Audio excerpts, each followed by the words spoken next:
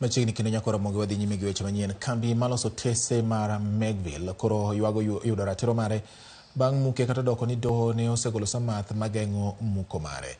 Kokalo kuom okil mar kambino James Ochieng, gilero ni jotije mag kambino ma 700 koro dong' maonge kama ginyalo goyo lwetgi. Gitelo ni geno margi ni mana kuom doho kata doko ni obila to ne ochweyo thulo kambino oko kare mar tich kata obedo ni doho nyicha ne osegolo samath magayo rocho chenro margi.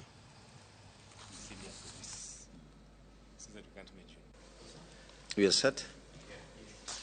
The whole factory, an investment of over 4 to 5 billion shillings, has now been razed to the ground.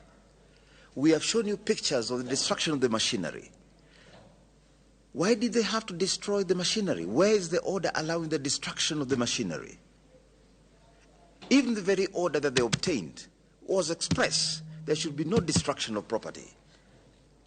But why were goons being allowed to destroy the property under the supervision of the police? That is the question that, any citizen should be asking me. This company employs over 700 people, working 3 shifts per day, making cartons that are used for export of horticultural products. So other than the employees who have now lost their jobs,